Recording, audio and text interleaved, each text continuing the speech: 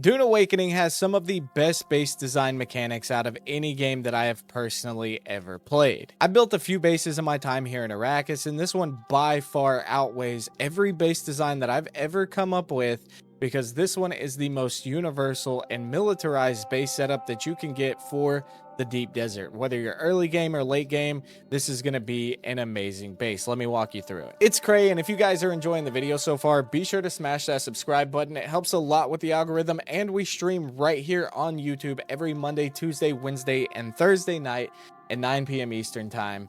Let's jump into the video. Okay, so the first thing we need to cover, if you plan on building a base this big, you're going to need a lot of resources, and it's going to require a lot of power. For some people, this may not be necessary or mandatory, but for me, the traversal in and out of the base seamlessly is a must-have whenever it comes to this game, especially if you're playing in the deep desert. Now, as you can see, this base is made up pretty much of pinna shields, and it's widely traversable, so I can pretty much take this buggy throughout the entire base, as well as a sand bike, which I don't know where it is right now, but this base is also fully traversable by sand bike. So I've got a ramp here and stairs on the other side for foot traffic and also bike traffic. So then on the top here, this is the hangar bay. And the hangar bay takes up pretty much most of the power in the entire base with these massive pinna shields. Not only does it look amazing, but it's also going to protect very well if you're playing in the deep desert or if you decide to build this in the deep desert. But this base has a lot of features that you wouldn't expect that it has, and it's actually amazing for gameplay and convenience and just real overall like quality of life. So starting off with the bottom, this is the foundation. The foundation only runs the sides of the base because that's all you're going to need. Also, it takes up the entire subfief, so just be careful if you're copying and pasting, because I ran into that issue as well. There's pillars every 4 blocks across. That's going to help with support when you get to the top. I did have a couple of issues, but these pillars really took care of it in the end, so you shouldn't have any issues building this base at all. Our bottom floor is the generator room. Now, you've seen all the pinna shields already, so you know we got to have a lot of power. So we are literally using 3,400 power with just the basics, the ore refineries, and all the pinna shields. Starting off with the subfloor, this is pretty much where all the magic happens. Now, all of my stuff is not entirely set up yet, considering I just finished this base yesterday, and it's absolutely massive. But all the vehicles can be parked down here, from sand bikes all the way up to sand crawlers. And then you can also park helicopter or ornithopters down here if that suits you. And it's all 4 tall, so each floor is 4 tall, so you're going to be able to fit ornithopters in and out no problem.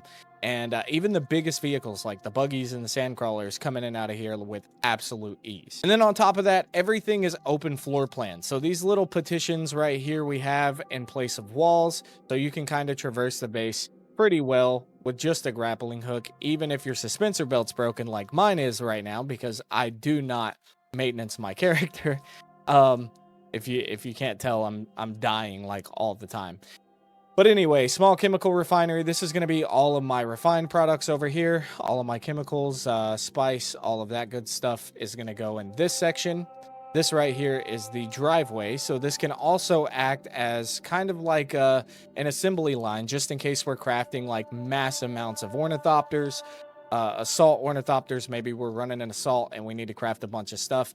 We can do all that right here, and there's plenty of room all the way back to the main hub. So the main hub back here is going to have all of our survival fabricators, weapons fabricators, all that good stuff, repair station, regular fabricators, and then just some odds and ends on the other side as well that I haven't built yet. Moving on from that, the chest room is pretty unique in my opinion.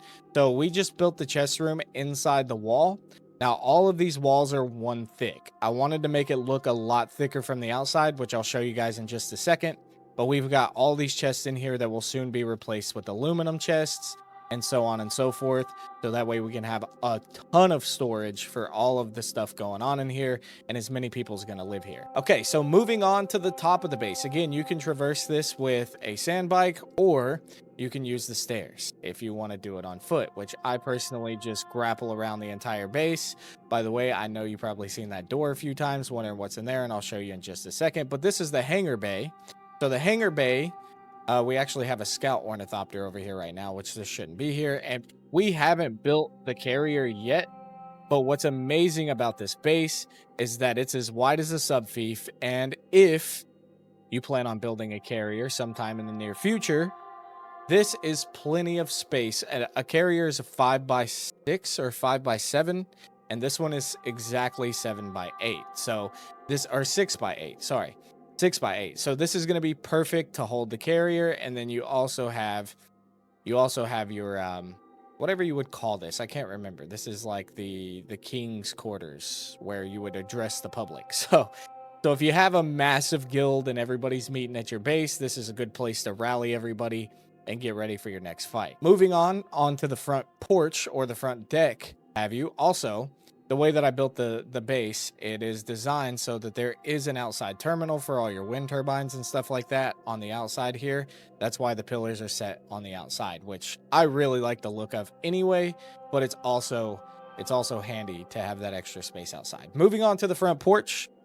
As you get out here on the front porch, this is also just another like confrontation bay that you can look out and confront people. So there's plenty of room for the wind traps here on the front porch, but I am going to be moving these later on because the whole idea of the base is that the wind traps or any wind sort of products are made to be held out here on the sides of the base so that it doesn't interfere or like throw off the design at all, and it looks like it's actually supposed to be there.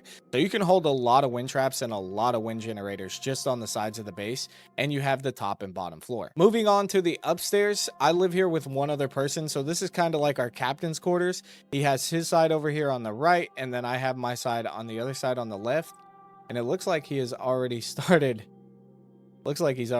decorating over. Oh wow, that actually looks really good. Like, what the heck, I didn't even see this before.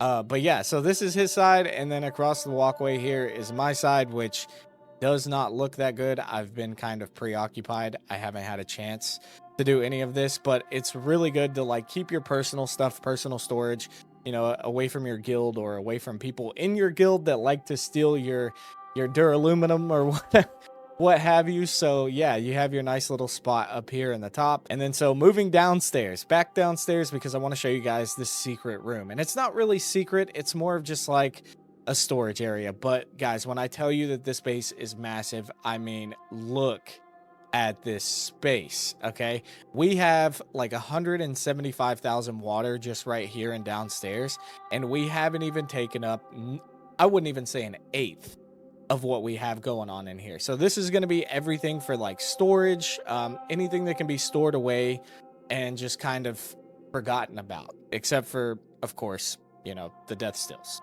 The death stills are very important, but that's why we put them pretty close. So like anytime that you land, let's say you got corpses inside of your ornithopter, or you come straight up the stairs and you've got a corpse in your buggy, you can just drop them right here in this big chest, which we have going on already. So we got 2 corpses. We actually got to go gather some more, and we got 3 cooking right now, and then that will give us 75k water a piece, which is absolutely insane. Not sure where we're going with this room or how we're gonna light it, because eventually we're gonna run out of lights. But yeah, that place is absolutely massive. And then again, at the bottom of the stairs, you have the chest room. So everything's pretty conveniently managed with this base, and it's absolutely like diabolically big.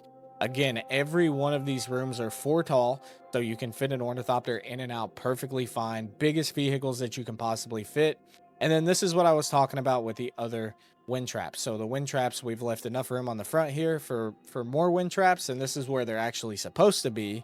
I just plan on building a ton of them, considering all the space we have for water storage in the second level. And then moving on, let me give you guys a quick glance of what the base looks like from the outside, because it's absolutely insane.